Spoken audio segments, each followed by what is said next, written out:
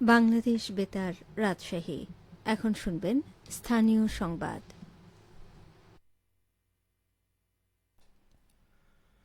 আসসালামু আলাইকুম। বাংলাদেশ বেতার রাজশাহী স্থানীয় সংবাদ পড়ছি মোয়াজ্জেম হোসেন। ঈদুল আজহা উপলক্ষে তীব্র তাপদাহ উপেক্ষা করে দর্শনার্থী সমাগমে মুখর হয়ে উঠেছে নাটোরের উত্তরা গণভবন। আজ ঈদের তৃতীয় দিন বেলা ৩টা পর্যন্ত প্রায় ২,০০০ দর্শনার্থী উত্তরা গণভবনে প্রবেশ করেছেন। গতকাল ঈদের দ্বিতীয় দিনে ৩,০০০-এর অধিক দর্শনার্থী গণভবন পরিদর্শন করেন। এছাড়া শহরের রানী ভবানী রাজবাড়ী, ডিসি পার্ক, নাটোর জেলা স্টেডিয়াম পার্ক সহ অন্যান্য দর্শনীয় স্থানে প্রচুর দর্শনার্থীর আগমন ঘটছে। নাটোরের পুলিশ সুপার মোহাম্মদ আমজাদ হোসেন বলেন, উত্তরা গণভবন সহ জেলার অন্যান্য দর্শনীয় স্থানগুলোতে ট্রাফিকিং সহ নিরাপত্তা ব্যবস্থা জোরদার করা হয়েছে। নাটোরের জেলা প্রশাসক ও গণভবন ব্যবস্থাপনা কমিটির সভাপতি আসমা শাহীন বলেন, দর্শনার্থীদের সুবিধা নিশ্চিত করতে সব ধরনের কার্যকর পদক্ষেপ গ্রহণ করা হয়েছে। এদিকে ঈদের ছুটিতে নওগাঁর পাহাড়পুর বৌদ্ধবিহার দর্শনার্থীর আগমনে মুখর হয়ে উঠেছে। ঈদের পরদিন থেকে আজ পর্যন্ত প্রায় ২০,০০০ দর্শনার্থীর আগমন ঘটছে। পাহাড়পুর জাদুঘর ও বিহারের কাস্টোডিয়ান ফজলুল করিম আরজু বলেন, গত ২ দিনে গেট পাস থেকে প্রায় ৬ লাখ টাকা রাজস্ব আয় হয়েছে। অন্যদিকে জেলার মান্দা উপজেলার কুসুম্বা শাহী মসজিদ, ধামইরহাটের আলতাদিঘি শালবন, আত্রায়ের পতিশ্বর রবীন্দ্র কাচারি বাড়ি, ঘুঘুডাঙ্গা তাল সড়ক সহ অন্যান্য দর্শনীয় স্থানসমূহে ঈদের ছুটিতে হাজারো মানুষের আগমন ঘটেছে। নওগাঁর পুলিশ সুপার শাফিউল সারোয়ার জানান, বিনোদন কেন্দ্রসমূহে দর্শনার্থীদের নিরাপত্তায় বাড়তি নজরদারি রাখা হয়েছে। ঈদের ছুটি শেষ না হওয়া পর্যন্ত এই অবস্থা অব্যাহত থাকবে। জামায়াতে ইসলামের কেন্দ্রীয় সহকারী সেক্রেটারি জেনারেল মাওলানা রফিকুল ইসলাম খান বলেছেন, অন্তর্বর্তীকালীন সরকারের ভেতরে ফ্যাসিবাদের দোসর লুকিয়ে আছে। এরা ভেতরে বাইরে থেকে এই সরকারের বিরুদ্ধে ষড়যন্ত্র করছে। ফ্যাসিবাদের এই দোসরদের চিহ্নিত করে বিচারের আওতায় আনতে হবে। মাওলানা রফিকুল ইসলাম খান আরও বলেন, ফ্রি, ফেয়ার, ক্রেডিবল ইলেকশন নিশ্চিতের জন্য বাংলাদেশকে সুষ্ঠু নির্বাচনী ব্যবস্থার মধ্যে আনতে যেটুকু সংস্কার প্রয়োজন তা অবশ্যই করতে হবে।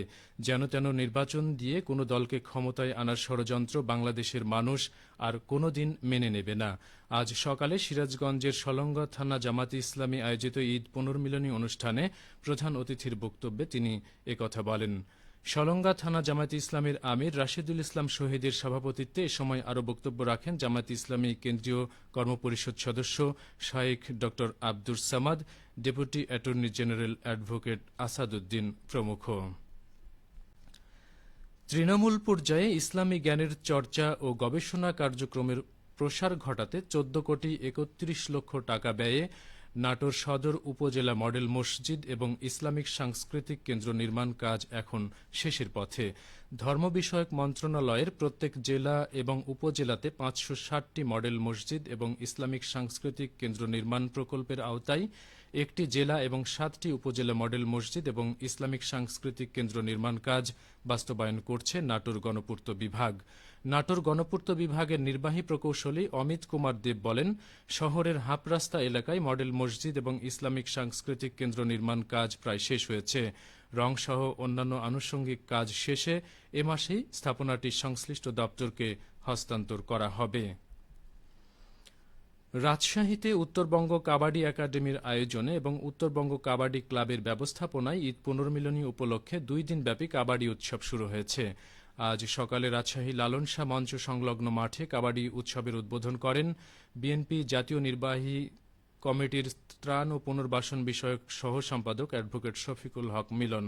মেঘনা kabaddi club academy, advocate Shafiqul Haque Milon law associate ও পায়োনিয়র ল অ্যাসোসিয়েটের পৃষ্ঠপোষকতায় উদ্বোধনী অনুষ্ঠানে সভাপতিত্ব করেন উত্তরবঙ্গ কাবাডি ক্লাবের সিনিয়র সহসভাপতি আন্তর্জাতিক কাবাডি রেফারি SM-A মান্নান। এই টুর্নামেন্টে রাজশাহী জেলার ৮টি কাবাডি দল অংশগ্রহণ করছে। সিরাজগঞ্জে শুরু হয়েছে প্রাক্তন ক্রিকেটারদের অংশগ্রহণে প্রীতি ক্রিকেট প্রতিযোগিতা ও মিলন মেলা।